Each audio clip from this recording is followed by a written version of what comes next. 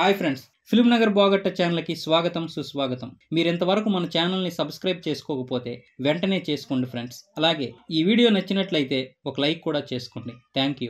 1963వ సంవత్సరం అక్టోబర్ 23వ తేదీన వరంగల్ గ్రామీణ జిల్లా గీసుకొండ మండలంలోని పంచనగిరిలో కొండా చెన్నమ్మ కొమరయ్య పటేల్ దంపతులకు జన్మించిన కొండా మురళి పూర్తి పేరు కొండా మురళీధర్రావు పటేల్. చెన్నమ్మ కొమరయ్యలకు 5గురు సంతానం, 3 కుమారులు 2 కుమార్తెలు. మురళి విద్యాభ్యాసమంతా వరంగల్లోనే సాగింది. వరంగల్లోని ఎల్బీ కళాశాలలోని BA వరకు చదువుకున్నాడాయన.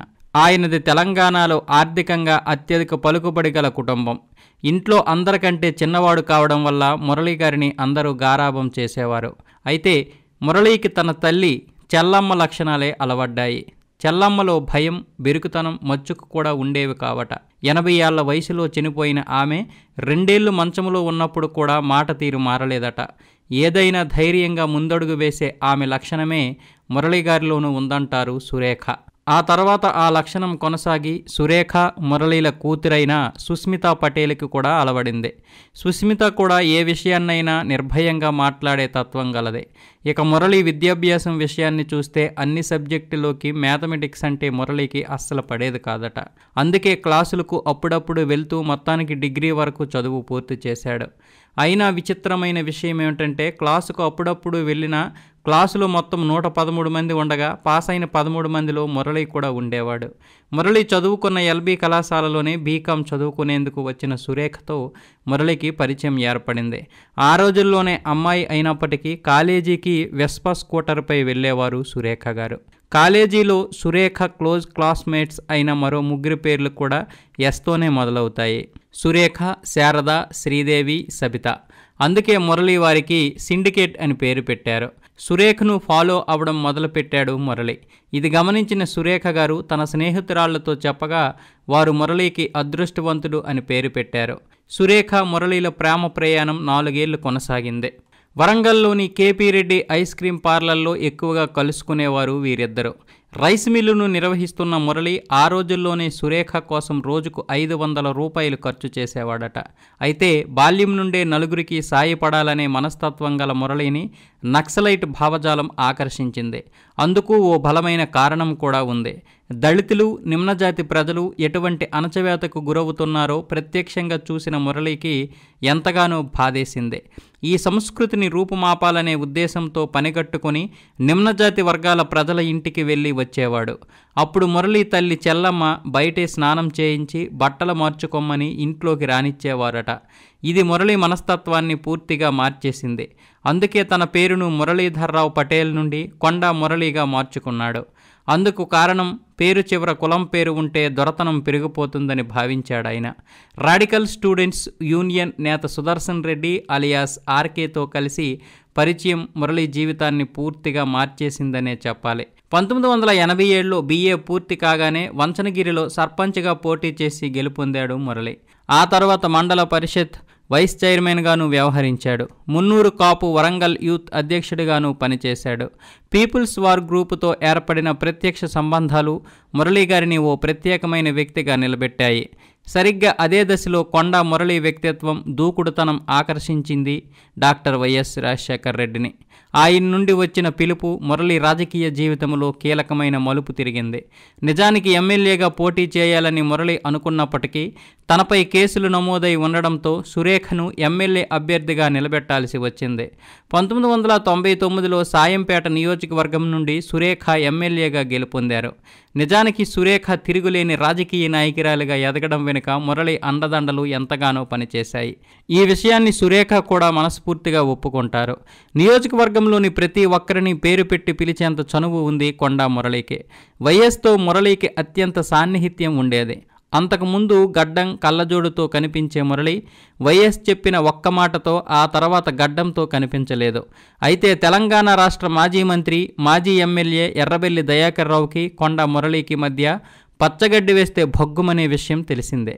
చాలా కాలం క్రితమే దయాకర్ రావు చేసిన కుట్ర వల్లే తమ ఇద్దరి మధ్య ప్రతీకారం రగిలిందంటారు మురళి. ఆ ప్రతీకారం కాస్త పెరుగుతూనే వచ్చిందే తప్ప తగ్గలేదు.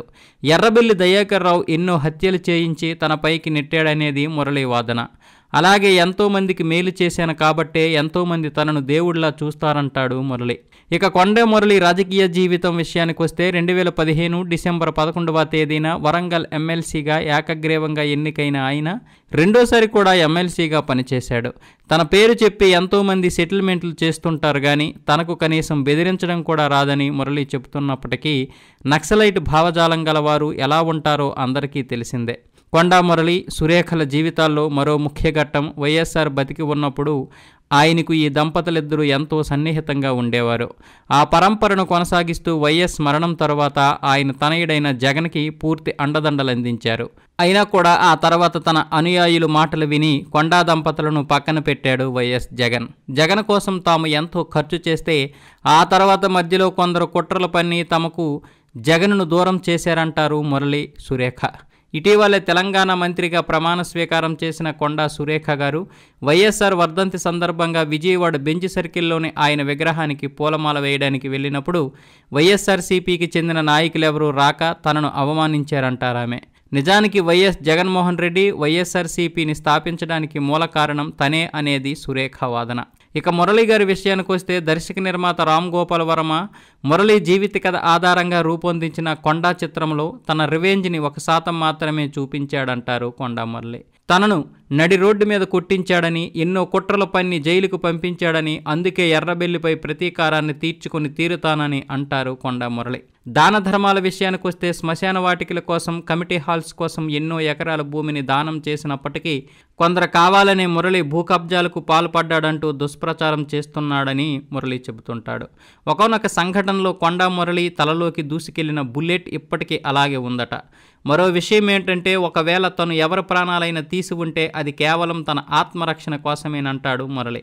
అంతేగాక తన తండ్రి తన చివరి రోజుల్లో నువ్వు ఆ మొత్తం కుటుంబాన్ని మట్టుబెట్టాల్సింది కాదు అన్నారని చెబుతూనే అది కూడా ఆత్మరక్షణకేనంటాడు ఆయన. అయితే ఇక్కడ ప్రత్యేకంగా ఒక విషయాన్ని ప్రస్తావించుకోవాలి. సాధారణంగా మనకు రాయలసీమలో ఎప్పుడూ రావణ కాష్టంలా కాలుతూనే ఉండే ఫ్యాక్షనిజం గురించి తెలుసు.